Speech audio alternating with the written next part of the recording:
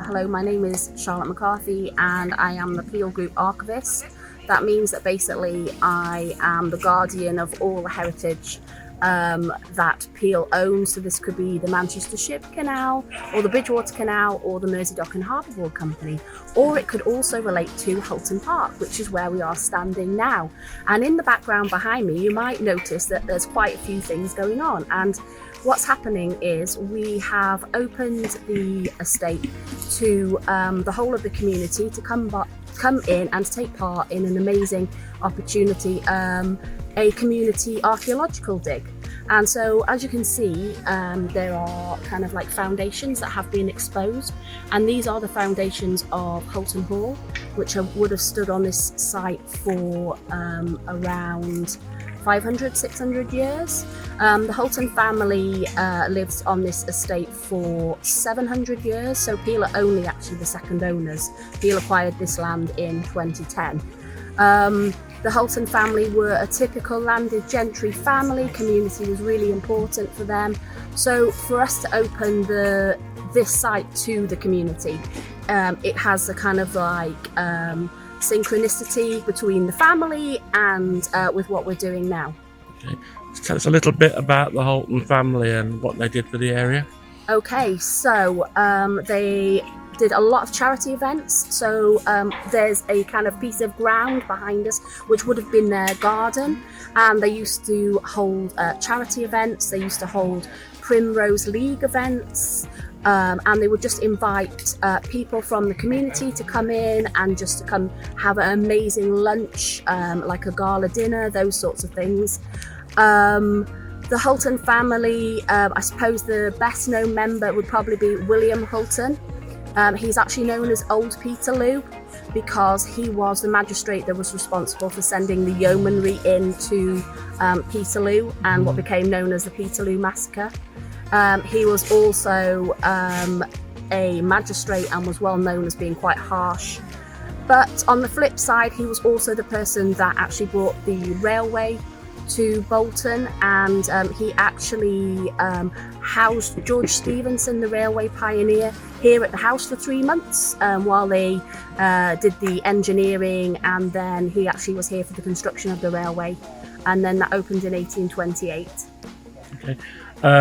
And obviously there's no hall here now. When did it finally? So the hall was demolished in 1958. Okay. It had actually been empty since 1918 when one of the previous Hultons actually moved to Cheltenham because he had polio, and so he wanted to be in Cheltenham to have the waters from the spa.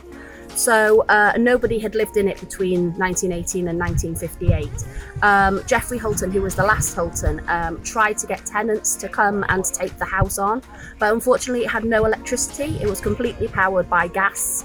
There was actually a gasworks in the wood here at Hulton, and so he couldn't get any tenants. So in 1958 he took the decision to actually demolish the hall. It's actually amazing where we are now because you wouldn't have even known that anything was here unless you saw it on like the archive pictures, because all of the trees had ended up self-seeding. So if we weren't doing this archaeological dig, we wouldn't actually be able to see the foundations of the hall. But the things that they've uncovered are absolutely fantastic. They were actually digging up they found a big fireplace over here. They found the remains of the bay windows of the house. And they were just showing us, they found bottoms of champagne bottles. They found pipes from the 16th century, and the most amazing pottery. Like, you should definitely go and have a look at that. It was just absolutely fantastic. There's actually a link between Hulton Hall and Downton Abbey, in that Julian Fellows that wrote Downton Abbey is actually related to the Hulton family. So his ancestor actually was one of the children of William Hulton, because he had 12 children, and that was his ancestor. And what he actually did was he went to Lancashire Archives, which holds the archive collection relating to the family, and he read all the letters and everything, and that inspired him to write Downton Abbey. Hi, so my name's Nick Graham. I'm the Associate Planning Director for Peel London Property. And we're here today looking at the excavation for Hulton Park. So you can see behind me, we've got an archaeologist just exploring different parts of the site, digging up the old hall. this is part of our community excavation, where we've got lots of people coming to get a feel for the history of the site, do some get hands-on with the archaeology, basically get a bit of experience doing that. So really interesting. And this is sort of the first step of us just exploring the history of the site in a little bit more detail. So we obviously have our plans at the moment to restore the park and create a championship grade golf course that's capable of hosting the Ryder Cup with all the facilities and the things that go with that, like hotels and clubhouse. So we're really just starting to get to grips with the history of the site before we get on and start building things, really. Okay, and there's going to be obviously some community involvement as well in what you're going to be doing here. Absolutely, yeah. So this site has been a private estate effectively for 800 years or so. People in the past have been able to come on and see bits and pieces of it, but it's been private with very little public access. So the community excavation here really is fantastic to see. It's just the first step of people being able to come on and get a feel for the site and see the vision for its renewal over the next 10 years or so. Okay, and when do we hope to see the Ryder Cup come in here if it all goes to plan?